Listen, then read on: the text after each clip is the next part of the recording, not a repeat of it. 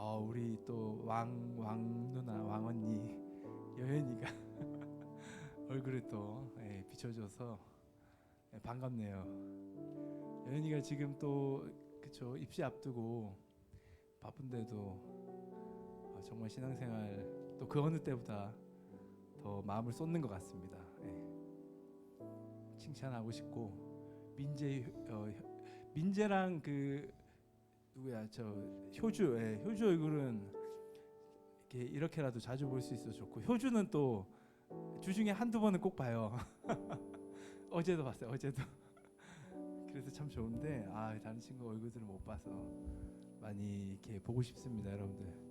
여러분도 보고 싶은 거 맞죠? 우리 선생님들도 보고 싶고 다들 침묵을 지키고 있는.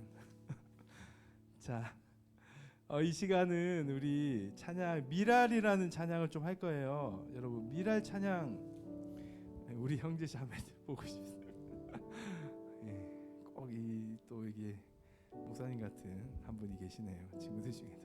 자, 그 미랄 찬양인데 찬양이 조금 그렇게 난이도가 좀 있는 찬양이에요. 그렇죠? 용지쌤 맞죠? 이거 난이도가 좀 있죠. 미랄 찬양. 용신 선생님이 원래는 용신 선생님 저렇게 안 바쁘시면 찬양인도 이렇게 하시면 진짜 잘하시는데 제가 요즘 계속 찬양인도를 하고 있는데 여러분들 아마 저 찬양 뭐야 하면 꼭 유튜브로 찾아 들어보세요. 제가 드리는 찬양이 음이 틀리는 경우가 많아요. 그래서 듣고 은혜 받으시면 좋을 것 같고, 여튼 이 찬양도 어려워요. 어렵기 때문에 건호쌤이랑 저랑 열심히 또 찬양하겠지만 여러분들 그 가사를 좀 생각도 해주시고. 근데 찬양은 참 은혜로운 찬양입니다. 이제 우리 함께 미랄 찬양 하며 나아가겠습니다.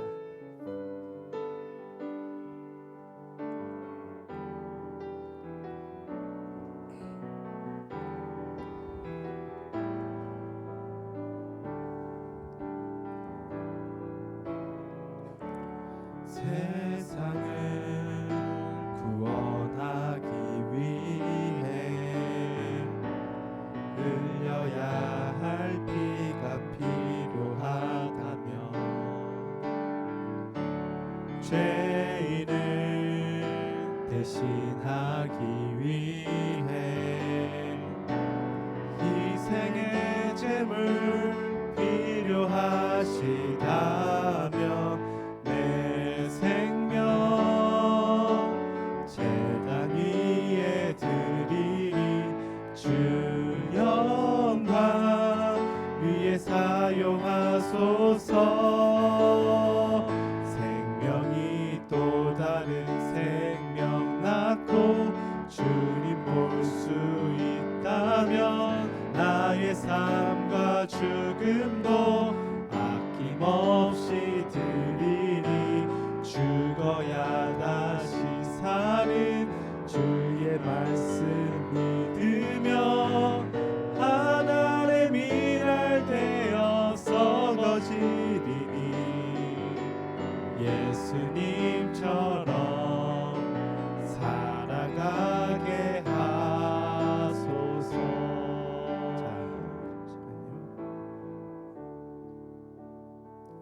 PPT가 그렇죠? PPT 이게 보냈으면 좀 신경 생각해 주시고요. 찬양하느라 아마 이게 세상을 맞습니다. 자, 우리 함께 2절 계속해서 찬양 부르겠습니다. 이게 가사를 여러분들 보시면서 좋겠어요.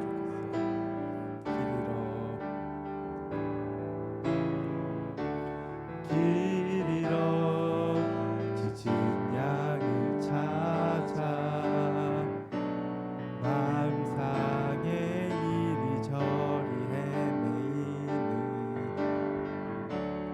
한 영혼 찾아 아파하는 예수님 마음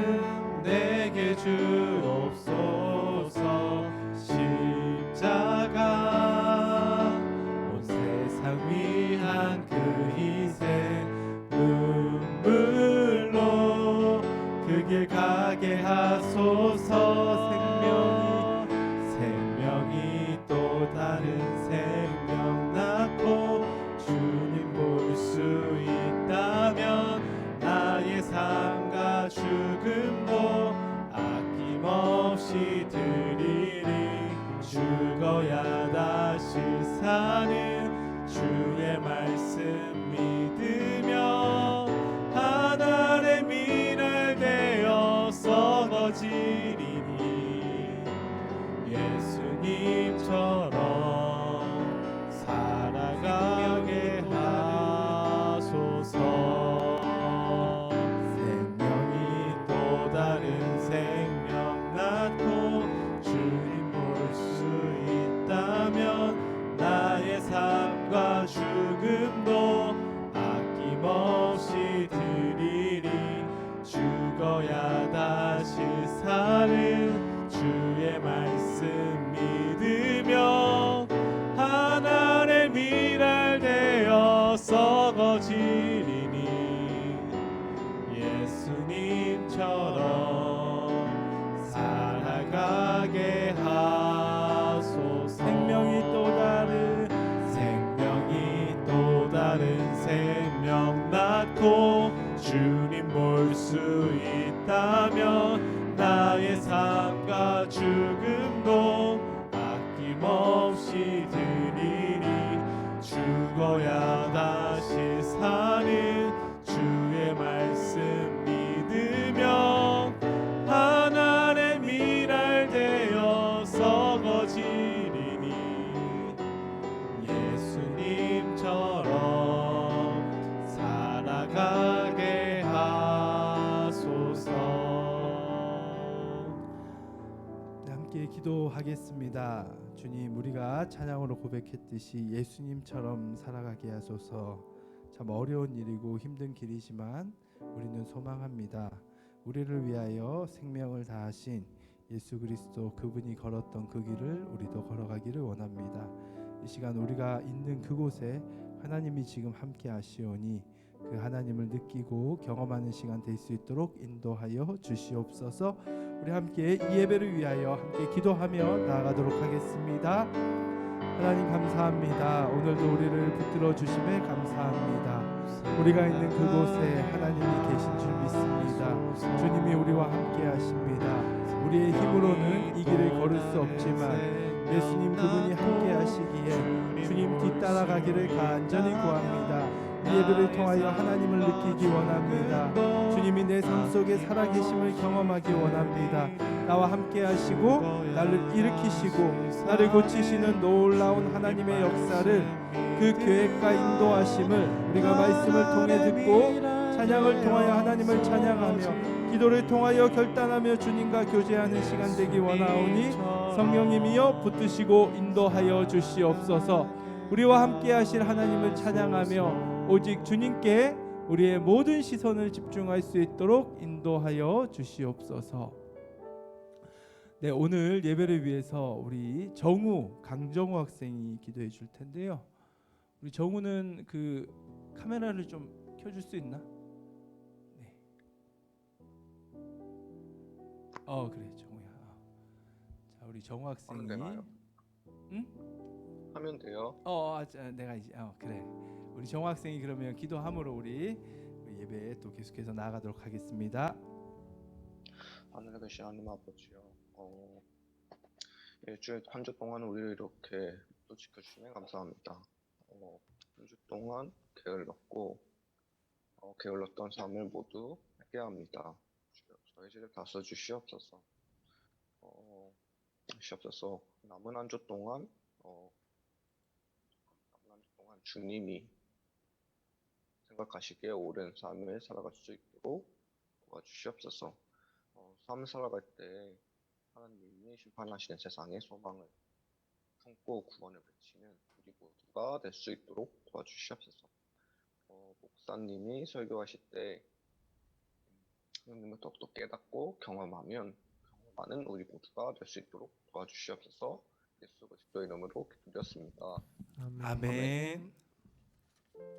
네, 준비하신 예물 봉헌하도록 하겠습니다. 이 시간 여러분 예물을 준비하는 시간을 잠시 드리도록 할게요. 우리 정우가 기도를 정말 잘했어요. 예. 제가 정말 잘했다라고 칭찬하는 이유는 물론 지난주 민재의 기도 참 잘했는데 여러분들 기도 준비를 잘 하시는 것 같아요. 우리 정우 같은 경우는 오늘 이 기도문을 썼거든요. 근데 눈을 감고 기도를 했어요. 그러니까 기도문을 본인이 이게 외워서 기도를 한 거죠. 네. 자기가 쓴 기도문을 외워서 기도하는 모습을 보면서 아, 참 준비를 많이 했구나, 기도 준비를. 예. 정말 저런 순수한 모습은 하나님 기뻐하시겠다라는 생각이 듭니다. 여러분들이 참 이 온라인 예배 길어지고 해서 사실 걱정을 많이 하고 있는데 그래도 여러분들의 신앙이 커가고 있다라고 보여져요. 예. 참 많이 감사하고 그 길 가운데 정말로 하나님의 그 놀라운 역사가 있을 줄 믿습니다. 네. 이 시간 우리 드려진 예물을 위해 우리 함께 찬양하며 나아가도록 하겠습니다.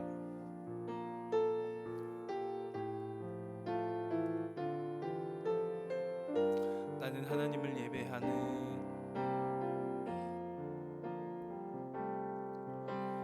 나는 하나님을 예배하는 예배자입니다. 내가 서 있는 곳 어디서나 하나님을 예배합니다. 내 영혼 거룩한 은혜를 향하여 내 마음 완전한 하나님 향하여 이곳에서 바로 이 시간 하나님을 예배합니다.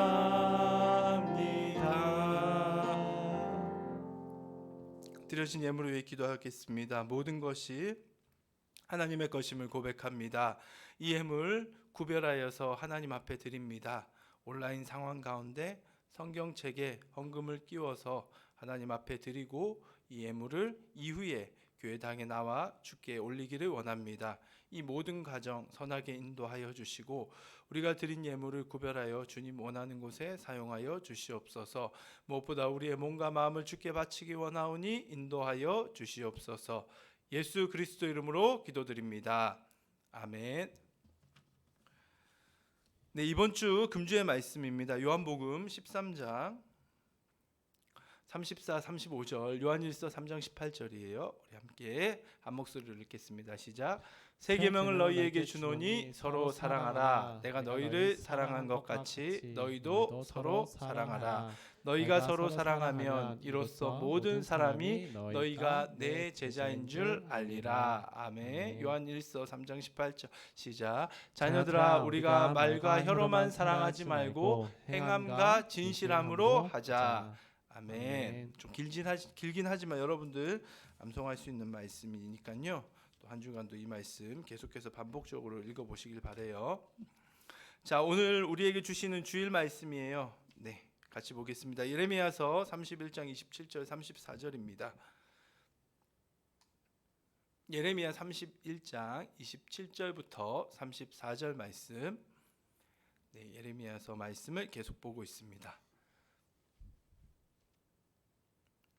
자, 우리 한 목소리로 읽을기 좀 길지만 여러분들 중얼거리면서 또 그렇게 읽으셔도 되니까 한 목소리로 읽어보겠습니다. 예레미야서 31장 27절부터 34절. 네, 아직 성경책 찾고 있는 친구들이 계셔가지고 있어서 좀 시간을 드릴게요. 램 31장 27에서 34절. 여러분 가진 성경은 사실 예언서가 좀 뒤에 가기도 있고 해가지고 성경 순서대로 지금 우리가 연대로서 갖고 있는 건 아닌 부분은 참고하시고요. 다음에 마지막 제가 12월쯤에는 이런 성경 배열도 한번 설명을 드리겠습니다. 예레미야 31장 27절 34절 같이 읽겠습니다. 시작. 여호와의 말씀이니라. 보라, 내가 사람의 씨와 짐승의 씨를 이스라엘 집과 유다 집에 뿌릴 날이 이르리니 깨어서 그들을 뿌리 뽑으며 무너뜨리며 전복하며 멸망시키며 괴롭게 하던 것과 같이 내가 깨어서 그들을 세우며 심으리라. 여호와의 말씀이니라. 그때 그들이 말하기를 다시는 아버지가 신포도를 먹었으므로 아들들의 이가 시다 하지 아니하겠고 신포도를 먹는 자마다 그의 이가 신 것 같이 누구나 자기의 죄악으로 말미암아 죽으리라. 여호와의 말씀이니라. 보라, 날이 이르리니 내가 이스라엘 집과 유다 집에 새 언약을 맺으리라.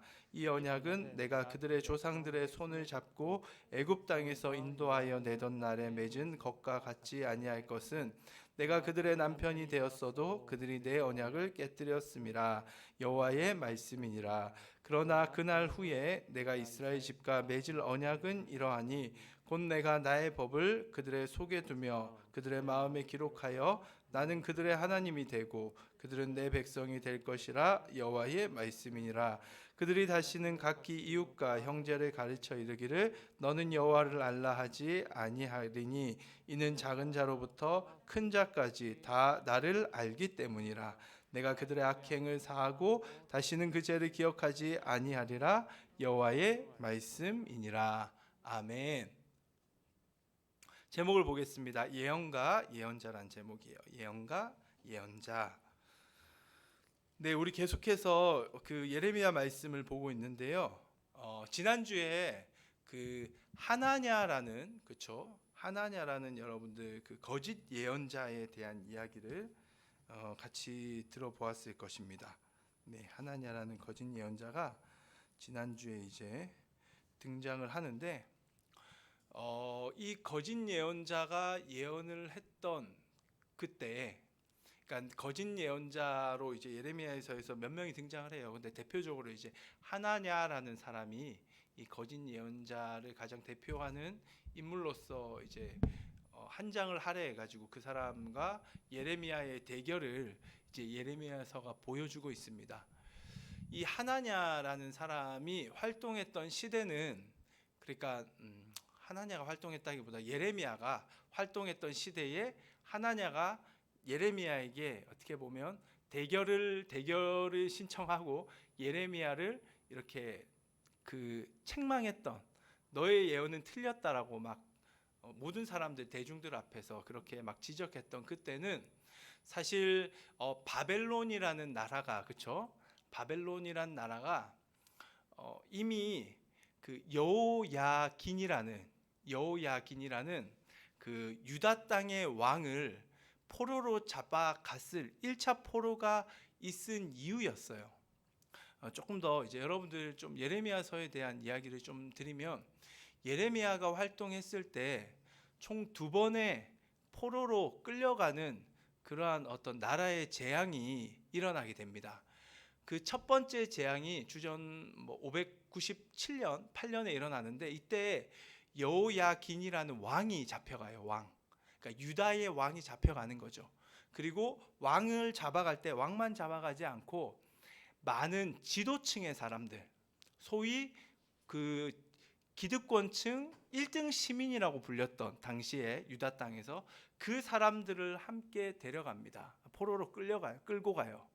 그래서 그 여호야긴과 그 지도층의 사람들이 다 끌려갔기 때문에 이스라엘은 사실은 어떻게 보면 그 가장 이제 머리가 두뇌가 되어야 된 브레인 집단의 사람들이 이제 어떻게 보면 다 포로지로 끌려가 버리고 있었던 그러한 상황이었다라는 거죠.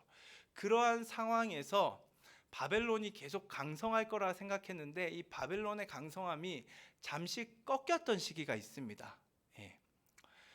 외부의 세력과 계속 이제 갈등을 빚다가 바벨론이라는 이 세력이 이제 조금 침체되었을 때, 주춤했을 때, 그때 애굽이라는 나라를 중심으로 이 애굽이 바벨론을 몰아내기 위해서 주변 나라와 결탁을 해요. 모압, 암몬, 에돔 이런 성경에 등장하는 이스라엘 근처에 있었던 나라들하고 이 애굽이 결탁을 해서 바벨론 몰아내고자 하는 그러한 계획을 세우고 있을 때, 그 바벨론을 반대했던 바벨론, 그러니까 바벨론을 적대했었던 그 세력들이 이제 이스라엘, 유다를, 하나님의 백성도 자기네들의 동맹국에 같이 들어와서 바벨론을 몰아내자라고 이러한 외교적인 정책들을 폈을 때가 그 예레미야 그리고 하나냐가 대결을 했었을 그 때였어요. 그러니까 이게 그 배경이었습니다. 이해가 되시죠? 그래서 지금 바벨론이 약간 주춤했고 지금 유다 왕궁에 애굽과 그 주변 나라들이 동맹을 맺었던 동맹 그 국의 사절단들이 와 있는 상황이에요. 그곳에 왕궁에 와서 이제 유다 백성들에게 유다 왕에게 우리와 함께 동맹을 맺읍시다라고 이렇게 이제 어떻게 보면 그 권면을 계속하고 있는 상황에서 그러한 상황에 하나냐라는 이 거짓 예언자, 결론적으로 거짓 예언자예요. 이 하나냐라는 예언자가 일어나서 예레미야를 막 대적을 하는 거예요. 근데 그가 이제 했던 이야기는 뭐냐? 이 하나냐라는 사람은 어떤 예언을 했느냐? 이 하나냐라는 사람이 했던 예언은 지금 바벨론이 여호야긴도 끌고 가고, 그래서 지금 그 땅에서는 여호야긴이 끌려간 상태, 시드기야라는 사람이 왕이 되어 있거든요. 그 여호야긴도 끌려가고 많은 집단 지성들이 끌려갔는데, 근데 지금 바벨론이 주춤을 한단 말이에요. 그렇기 때문에 이제 곧 하나님께서 바벨론을 치실 것이고, 그 결과 2년 안에 바벨론에 끌려갔던 여호야긴 왕과 함께 그 포로민들, 그 기득권층들, 1등 시민들이 다시 2년 안에 돌아올 것이다라는 그러한 예언을 이 하나냐가 했어요. 예. 하나냐에게 예언이었습니다. 지난주에 우리가 함께 말씀을 들었죠. 하나냐도 소망을 얘기했다고. 그가 얘기했던 건 이러한 소망이었습니다. 근데 이러한 소망을 말할 때에 예레미야는 하나냐와는 좀 다른 이야기를 하게 돼요. 네. 하나냐와 다른 이야기를 하게 되는데, 그 이야기를 오늘 우리가 말씀을 통해 다시 한번 확인해 보도록 하겠습니다. 예레미야서 31장 27절 29절 말씀이에요. 여호와의 말씀이니라. 보라, 내가 사람의 씨와 짐승의 씨를 이스라엘 집과 유다 집에 뿌릴 날이 이르리니 깨어서 그들을 뿌리 뽑으며 무너뜨리며 전복하며 멸망시키며 괴롭게 하던 것과 같이 내가 깨어서 그들을 세우며 심으리라. 여호와의 말씀이니라. 그때 그들이 말하기를 다시는 아버지가 신포도를 먹었으므로 아들들의 이가 시다 하지 아니하겠고, 이러한 예언을 합니다. 하나냐는 2년 안에 바벨론을 하나님이 치시고 여호야긴 왕뿐만 아니라 포로민으로 잡혀갔던 자들이 돌아와서 성전이 다시금 성전 중심으로 왕정 국가가 다시금 우리나라에 더욱더 굳건하게, 유다, 그러니까 다윗의 뒤를 이었던 여호야긴 왕을 중심으로 우리나라는 회복될 거라는 그러한 전망을 했어요. 그런데 이 예레미야의 전망은 좀 달랐어요. 예. 어떻게 달랐느냐? 오늘 우리가 말씀을 보고 있는데 28절에 보시면 일단은 뿌리를 뽑는다라고 말하고 있습니다. 예. 이게 무슨 말이냐면 하나님께서 우리 민족의 죄악의 뿌리를 완전히 뽑아버려서 완전히 우리 민족을 새롭게 세팅을 할 거라는 그러한 예언을 합니다. 그러니까 하나냐는 2년 후에 돌아와서 뭐 뿌리가 뽑히고 이런 거가 상관없이 2년 후에 돌아와서 성전을 중심으로 한 왕정이 다시금 굳건해질 거라고 예언을 했고, 예레미야는 다시 돌아와서 이 부분보다는 일단은 먼저는 뿌리가 완전히 뽑힌다라고 얘기를 해요. 완전히 그 밑바닥에 있었던 죄악들이 다 도려내진다라는 그 선포를 했다라는 것이죠. 네. 그래서 하나님께서 뿌리를 완전히 도려내고 그 죄악된 뿌리를 다 도려내고 그 다음에 그곳에 새롭게 하나님이 세운다라는 이 선포를 하고 있는데, 이 선포에 있어서 핵심은 무엇이냐? 29절에 있습니다. 29절이 조금 그냥 보면 좀 어렵잖아요.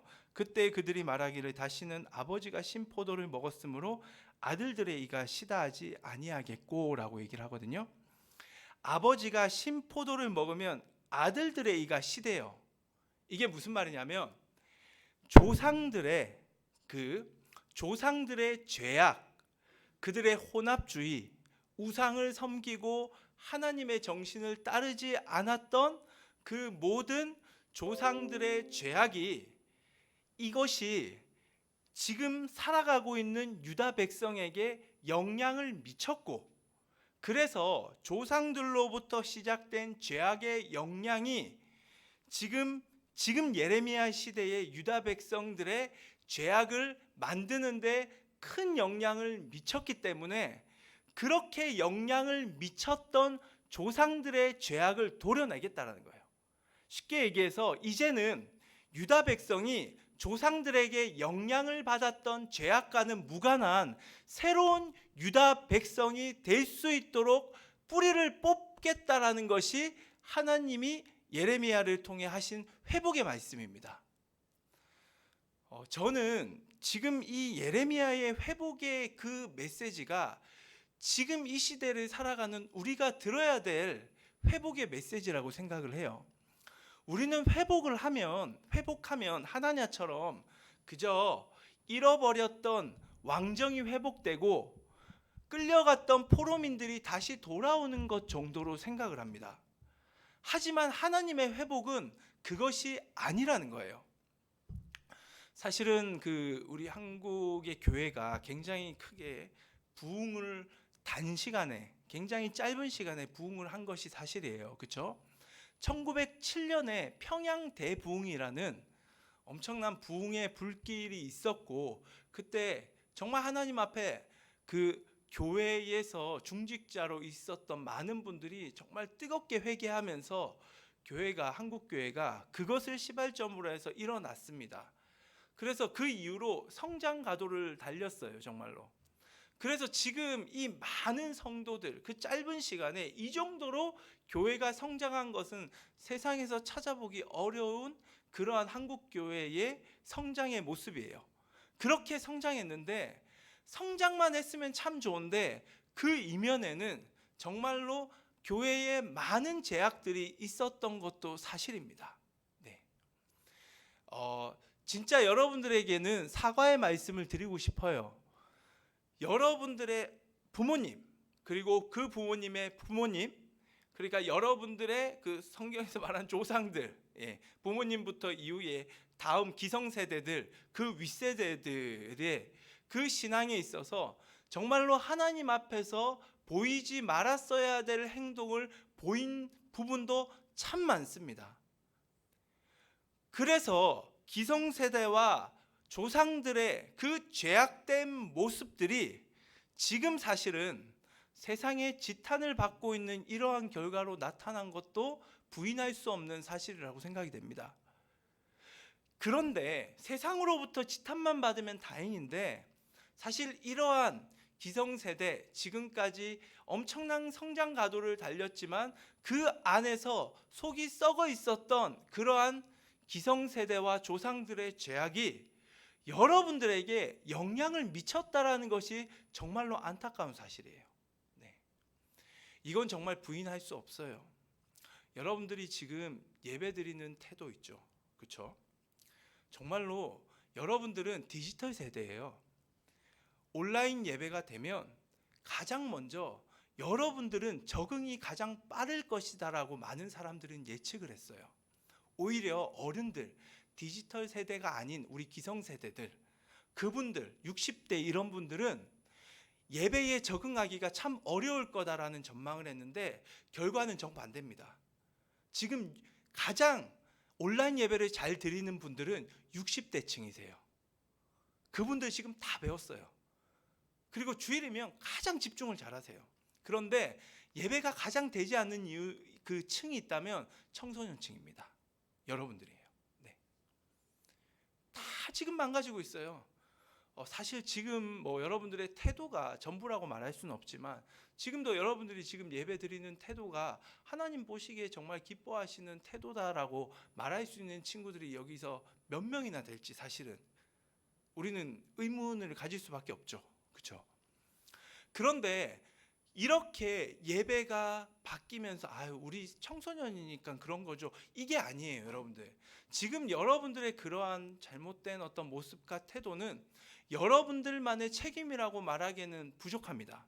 분명한 건 기성세대의 잘못된 영향이, 죄악의 영향, 그 여러분들의 잘못된 신앙 가치관의 영향, 이중적인 삶의 모습들, 그리고 율법주의, 행위 중심을 강요했었던 그러한 잘못된 죄악된 모습들이 여러분들의 영향을 참 많이 끼친 것도 사실입니다.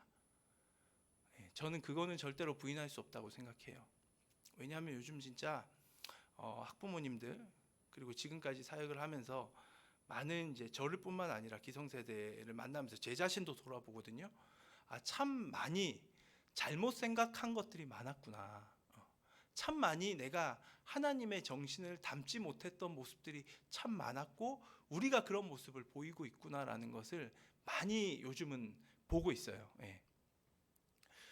그런데 그렇게 조상들의 나쁜 영향을, 그 죄악의 영향을, 죄가 유전이냐 아니냐 이거는 두 번째고요. 영향을 받아요. 영향을.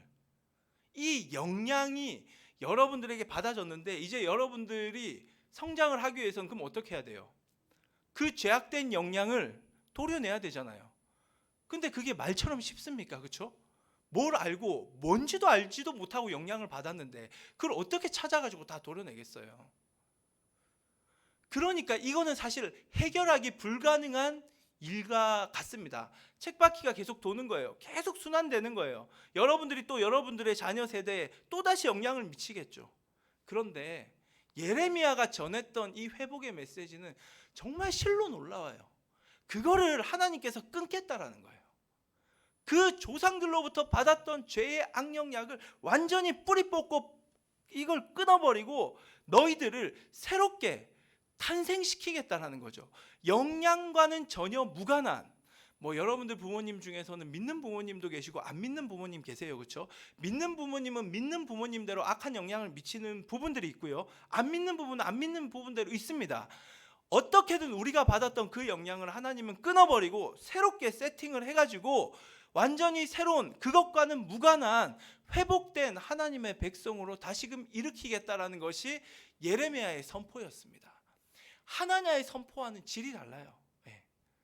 완전히 다른 이야기예요. 똑같은 회복을 말할지 모르지만 이것은 결코 같은 회복이 아닙니다. 전혀 다른 회복이에요. 그러면서 예레미야는 계속해서 예언을 해요. 하나냐는 다시금 성전 중심의 왕정이 회복되겠다라고 얘기를 했거든요. 근데 예레미야는 그렇게 예언하지 않습니다. 왕정의 회복이 아니다. 이것은 하나님께서 이제는 너희들에게 직접 찾아가셔가지고 하나님의 말씀으로부터 시작되는 전인격적인 회복을 경험하게 될 것이다. 하나님의 용서가 제사장들을 통해서 이제는 제사를 통해 임하는 것이 아니라 너희들에게 하나님이 직접적으로 용서의 은혜를 베풀 것이고 뿐만 아니라 직접적으로 제사장들을 거치지 않고 하나님이 직접 말씀하셔서 너희들의 그 자아와 정신과 모든 생각과 가치관을 새롭게 하나님이 만들어 가시겠다라는 것이 예레미야의 회복의 선포였습니다. 이 선포를 그래서 구약에서는 새 언약이라고 불러요. 정말로 예레미야의 새 언약이 얼마나 놀라웠던지 이 새 언약이라는 이 말을 신약이 어떻게 보면 차용을 해요. 신약이라는 말은 새 언약이거든요. 뉴 테스트먼트예요, 이게. 그래서 이 예레미야의 언약의 이후에도 계속 영향을 받는다라는 것이죠. 예레미야는 이렇게 놀라운 선포를 했습니다. 그것이 이제 예레미야의 모습인데 이러한 회복이 우리가 경험해야 될 회복인 줄을 믿습니다, 여러분들. 기독교의 회복은 이 회복이에요. 그래서 여러분들이 이전에 받았던 상처와 아픔들, 저는 그거 절대로 지울 수가 없어요. 어떻게 그걸 회복돼요? 물론 쉽게 얘기할 수는 없어요. 하지만 메시지는 분명해요. 그거 완전 하나님이 도려내시고 새롭게 태어나게 하는 그것과 무관한 새 인생을, 그래서 하나님의 정신을 가지고 다시금 살아가게 하는 하나님의 은혜의 회복의 선포가 바로 예레미야의 회복의 선포였고 그것이 바로 기독교가 말하는 소망이고 회복이에요.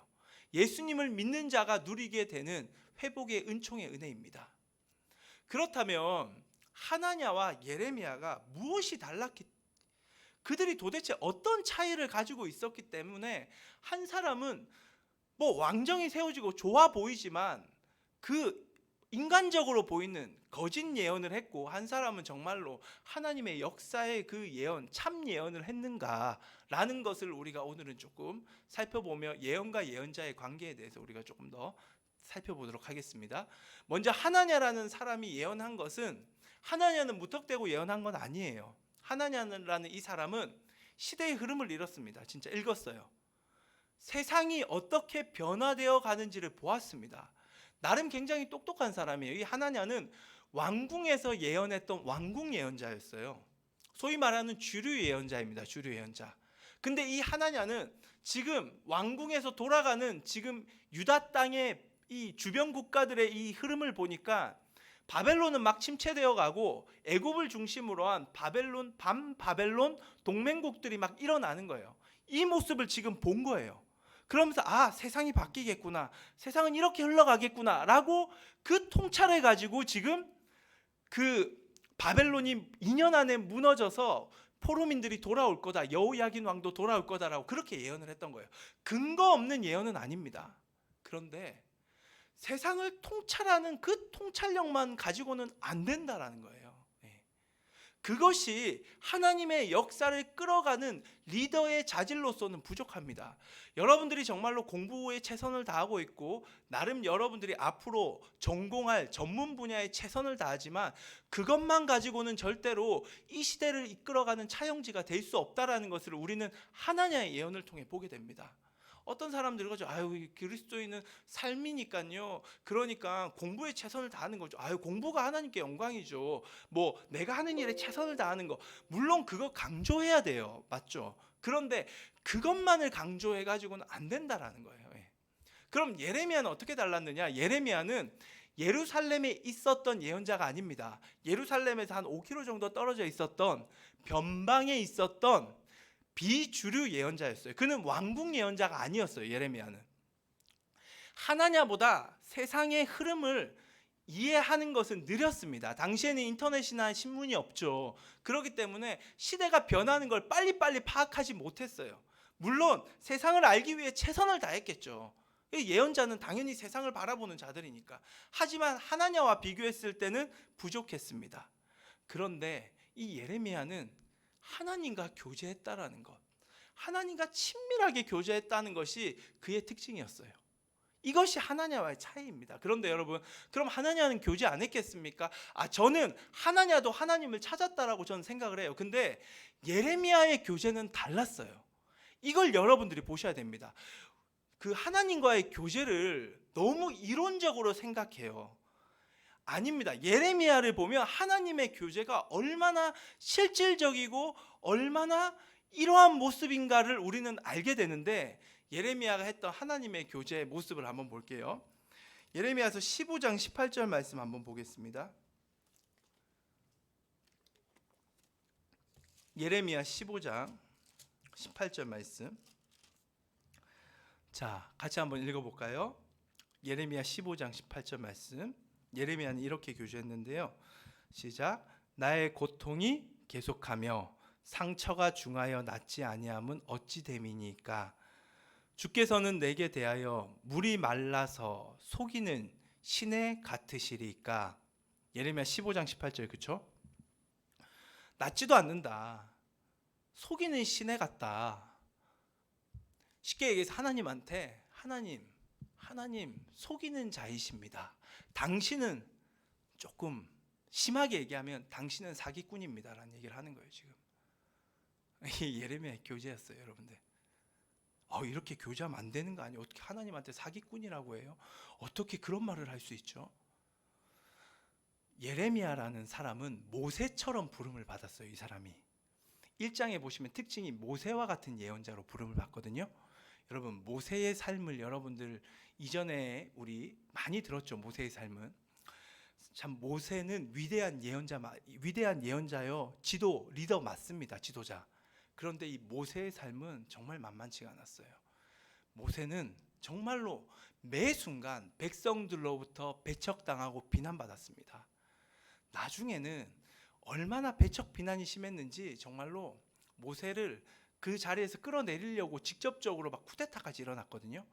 그리고 이후에 가면 가장 측근에 있었던 형 아론, 자기 누이, 자기 친척들, 자기 측근의 사람도 모세를 비난하고 배신했던 경험도 가졌던 것이 모세의 삶의 모습이에요. 정말 모세는 고독했어요. 외로웠습니다. 네. 그런데 그 모세의 그 예언자의 부르심의 영성을 이 예레미야가 그대로 이어가게 돼요. 예레미야는 자기 고향 아나돗 사람들로부터, 아나돗이란 지방 출신이거든요.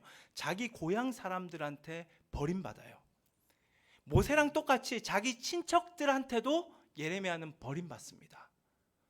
뿐만 아닙니다. 민족들에게 가서 예언할 때마다 비난당하고 나중에는 옥에 갇히고 막 죽을 그러한 위기를 정말 겪었던 자가 이 예레미야의 삶이었습니다. 올바른 예언을 하면 백성들이 칭송해야 되잖아요. 그렇죠? 근데 백성들이 감옥에 가두고 죽이려고까지 했었던 그러한 모습을 보인다라는 것이죠. 정말 예레미야서를 쭉 보시면 예레미야가 이 예언자들 중에 이렇게까지 하나님 앞에 막 하나님 사기꾼이고 나는 태어나지 말았어야 되고 우리 엄마는 왜 나를 태어나게 해서 어머니를 원망하고 그리고 더 나아가서는 내 생일이여 자기가 태어난 날을 저주, 하나님의 창조를 저주하는 이런 예언자들의 토로가 예레미야서 여기에만 거의 나타나요. 다른 예언자들은 이런 얘기 거의 안 하거든요. 예. 근데 예레미야는 그걸 굉장히 적나라하게 보여주고 있습니다. 저는 예레미야가 이거를 의도적으로 보여준다고 예레미야서가 얘기를 드리고 싶은데, 여튼 이러한 모습, 고독하고 외로웠던 이 예레미야의 삶이었는데, 그랬기 때문에 예레미야는 하나님 앞에 그냥 허울 좋은 신앙으로 다가갈 수가 없어요. 이론적인 이야기 아닙니다. 하나님 어떻게 이럴 수 있죠? 이런 얘기하면 안 되지. 하나님 찬양합니다. 이거는 진짜 힘들지 않은 사람들이 할 수 있는 이야기예요. 정말로 죽을 것 같이 힘들면 내가 어떻게 했는데 하나님이 하라고 하셔가 내가 다 하지 않았냐, 내가 이것도 하고 저것도 하고 정말 죽을 고비를 넘겨가면서까지도 진실된 메시지를 선포했다. 그런데 나에게 돌아오는 게 이게 뭐냐? 하나님 나 지켜주신다면서요. 근데 나 지금 눈앞에 지금 코앞에 죽음이 와 있습니다. 당신 사기꾼입니까? 라고 이제 막 적나라하게 얘기를 하는 거예요. 정말 하나님 앞에서 실오라기 하나 걸치지 않은, 정말 있는 모습 그대로의 자신을 온전히 보이고 그 진실하고 진정성 있고 정말로 자신의 모든 것들을 토해냈던 그러한 하나님과 교제를 했던 자가 바로 예레미야예요. 예레미야. 혹자는 예레미야의 모습을 보고 하나님께 원망했고 그는 예언자로서 참 부족했다라고 얘기를 하는 분들도 있어요. 하지만 절대로 그렇지 않습니다. 이게 교제입니다. 이게 교제, 여러분들. 지금 우리가 그 교회에서 욥기를 보고 있거든요. 욥도 비슷해요. 예레미야랑 자기 생일 저주하고요, 막 하나님 앞에서 어떻게 이럴 수 있냐 하면서 막 대들고요, 막 원망하고요, 그냥. 근데 정말로 하나님을 신앙하고 정말로 하나님 신뢰하는데 그런 고통과 아픔을 당하잖아요. 그러면 정말 하나님을 신뢰하고 최선을 다해서 신앙생활을 한 사람은 하나님 앞에 나가서 어떻게 이럴 수 있느냐 따져요. 아니, 이유를 알면 내가 수긍을 하겠다라는 거예요. 근데 도대체 이유를 모르겠다는 거죠. 아니, 내가 하라는 대로 다 했는데 나 왜 이렇게 고통받아? 당신이 분명히 그러셨잖아요. 내가 널 지키겠다라고. 내가 너와 함께 하겠다면서요. 근데 내가 왜 이렇게 고통을 당하는데 지금 뭐 하십니까? 지금 저 악인들 하나님 당장 쓸어버리셔야죠. 뭐 하는 것입니까? 라고 막 하나님 앞에 막 항변하고 토로하고 막 감정을 막 쏟아내고, 이것이 예레미야가 했던 교제입니다, 여러분들. 근데 이러한 교제를 할 때 하나님께서는 그 예레미야의 모습을 받아주세요. 야, 너 어떻게 그래? 안 그러십니다. 받아주세요. 받아주시고, 예레미야는 그렇게, 물론 이 교제를 우리가 지향할 필요는 없어요. 그거를 바라보면서 나 그런 교제 해야 돼 하면서 막 없는 걸 지어짜라는 얘기가 아니에요. 예레미야도 그렇게 하기 싫었겠죠. 자기의 삶이 이러니까 하나님 앞에 막 토로하는 거죠. 근데 이렇게 하면 안 되고, 이러한 모습은 부족한 모습인지 알고 있고, 이러한 모습을 보일 수밖에 없는 것이 자신의 열등감이 있을 수도 있고, 왜냐하면 이 사람은 아나돗 출신이라 가지고 이 밀려나간 비주류 제사장 계층의 사람이에요. 그러니까 엄청난 그 계열 자체가 비주류로서 어떻게 보면 사회적으로 냉대를 받았던 사람이었고, 그렇기 때문에 열등감을 가지고 있었을 수도 있습니다. 예. 그런 자기가 가지고 있던 성향, 열등감에 의해서 나온 하나님을 향한 그러한 원망과 토로일 수도 있습니다. 근데 하나님께서는 그거 받아주시고 나서요, 이 예레미야를 그 뿌리에 있었던 그 뿌리의 문제들을 하나님께서 고쳐주세요. 그리고 예레미야를 치유하고 일으켜 주십니다. 문제는 예레미야가 이거를 경험했다라는 거예요. 핵심은 예레미야가 그런 밑바탕에 있는 자신을 완전히 새롭게 다시금 일으키시고 회복시키시는 하나님의 은혜를 경험했기 때문에, 그러한 하나님과의 교제가 있었기 때문에 그는 하나냐랑 다른 예언을 해요. 하나냐와 같은 그 겉으로만 보이는 그러한 세계 정세만 읽어 하나님을 알지도 못하는 그런 예언을 한 게 아니라, 이 세계 정세를 파악하며 진짜 하나님을 아는 자로서, 하나님을 경험한 자로서의 진짜 회복을 선포할 수 있었다라는 것입니다. 이것이 예언자 예레미야가 걸었던 삶이고, 그가 이러한 놀라운 예언을 할 수 있었던 근거고 이유입니다. 여러분, 하나님과 교제하고 있습니까? 정말로 여러분, 리더가 되기를, 그 길을 걸어가신다면 최선을 다해서 교제하십시오. 네. 최선을 다해 신앙생활 하셔야 돼요. 최선을 다하지 않는 사람은 자기에게 어떤 문제가 있을 때요, 내가 최선을 다해 하나님을 신앙하지 않았잖아요. 문제가 오면 자기 탓만 하고 끝내요.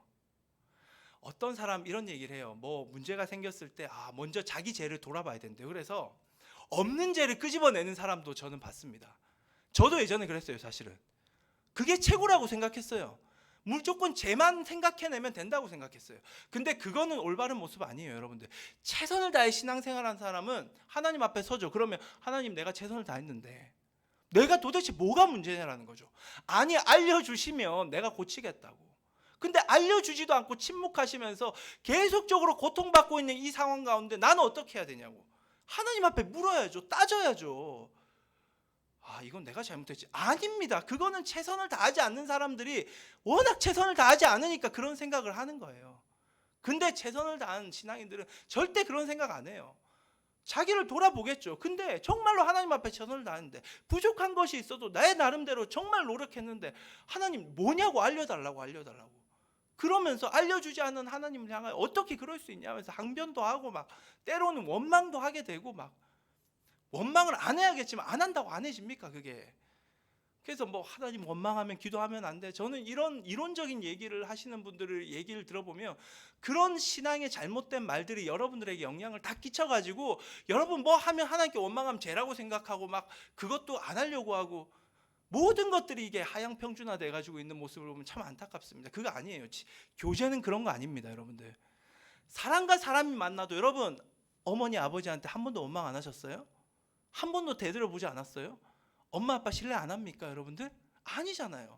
너무 믿고 신뢰하니까 때로는 그런 마음들이 드는 것도 사실, 물론 정말 나쁜 사람들도 많아요. 나쁜 아이들도 많고요. 하지만 우리는 그런 얘기하는 거 아닙니다. 신앙인의 얘기를 하고 있잖아요. 이러한 교제가 여러분들의 교제가 되길 바랍니다. 진실된 교제를 하십시오. 정말로 하나님 앞에서 실오라기 걸치지 마시고, 그리고 그 교제를 하기 위해서는 최선을 다해 신앙생활을 하십시오. 여러분들이 할 수 있는 최선의 노력을 하셔야 됩니다. 리더는 그 길을 걷는 자들이에요. 외로울 거예요. 고독할 수 있습니다. 하지만 그때 회복시켜 주시고 치료해 주시는 하나님의 은혜가 있기 때문에 세상을 향하여 그 치료와 소망을 노래할 수가 있는 것입니다. 이 길을 걷는 저와 여러분 되기를 간절히 바랍니다. 이 시간 우리 미랄 찬양 다시 한번 하며 하나님 앞에 기도하겠습니다.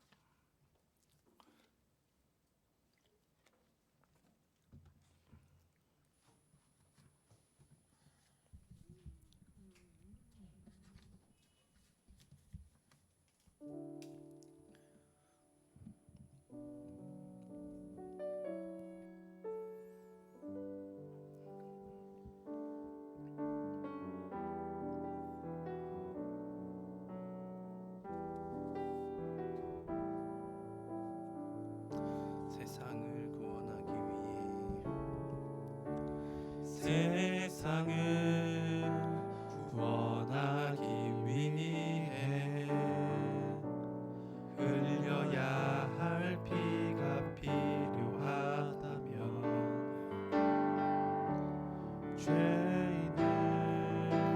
대신하기 위해 희생의 제물 필요하시다면 내 생명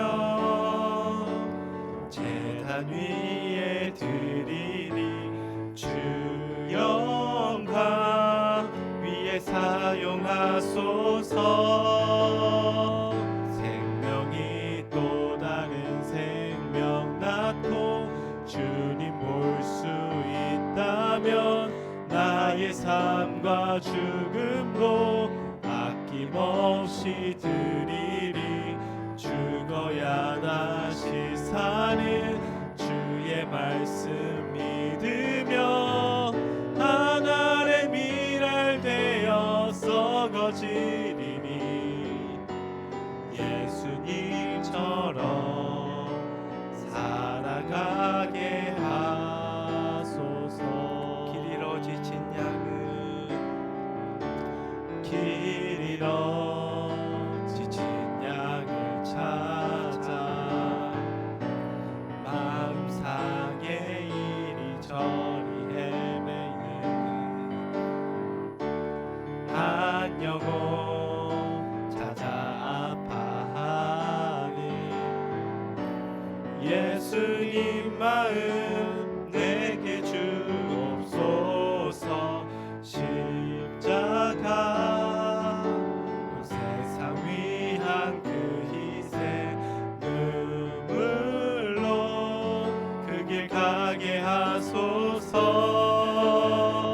생명이 또 다른 생명 낳고 주님 볼 수 있다면 나의 삶과 죽음도 아낌없이 드리리.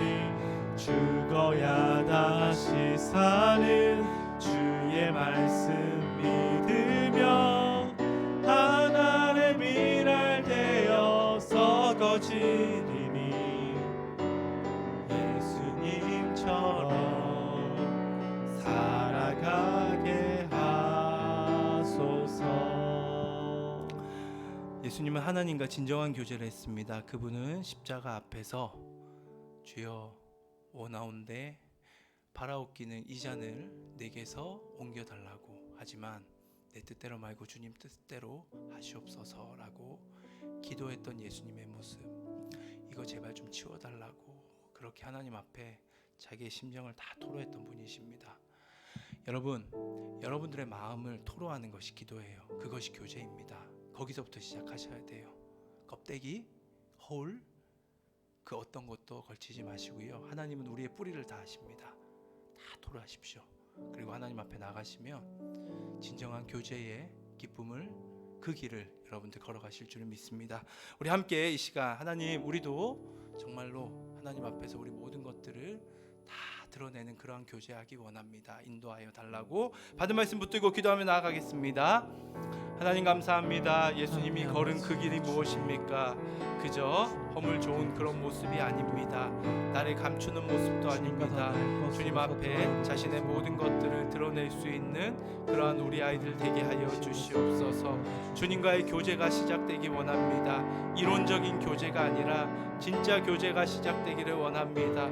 정말로 하나님 앞에서 그 어떤 것도 걸치지 않고 자신의 있는 모습 그대로 하나님 앞에 꺼내서 주님 앞에 나의 심정을 토로하고 아파하고 하나님 앞에 때로는 비난하고 원망할지언정 그 하나님 앞에서 그 모든 것들을 받아주실 그분 앞에서 주님과 함께 동행하는 우리 아이들의 삶이 되기 원하오니, 그러한 리더가 이 세상을 향하여 소망을 말할 수 있음을 믿사오니 그러한 길을 걸을 수 있도록 우리 모두를 인도하여 주시옵소서. 성령님 붙들어 주시옵소서. 교제의 길을 걸어가는 우리 모두가 되게 하여 주시옵소서. 이제는 우리를 위하여 십자가에 달려 죽으신 예수 그리스도의 은혜와 우리를 전부라 말씀하시는 하나님의 큰 사랑과 오늘도 말씀하시고 위로하시는 성령의 교통하심이 우리 이제는 하나님과 교제하기를 간절히 소망하며 우리의 있는 모습 그대로를 기뻐하시는 하나님을 바라보며 그 모습으로 주님과 정말로 친밀한 교제의 길을 걸어가기를 그렇게 결단하는 파워목장 모든 아이들 머리 위에 우리 선생님들 머리 위에 이제로부터 영원토록 함께하옵시기를 간절히 축원하옵나이다. 아멘. 우리 하나님께 영광의 박수를 돌리겠습니다.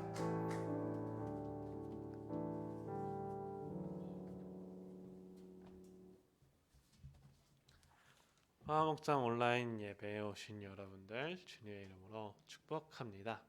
여러분들 모두 다 잘 지내시죠? 우리 형제 자매님들 잘 지내시고 있는지 모르겠네요.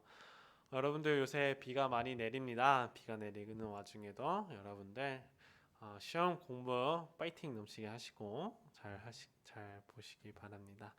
우리 생일자 광고 좀 먼저 드리면은 10월 10일 내일 10월 11일 우리 구슬쌤의 생일입니다. 여러분들 우리 모두 구슬쌤한테 생일 축하합니다. 예, 박수. 생일 축하해요 구슬쌤. 네, 축하드립니다. 오늘 예배 드리느라 모두 고생 많으셨습니다. 그럼 우리는 또 다음 주에 한번 또 뵙도록 하겠습니다. 그럼 모두들 안녕.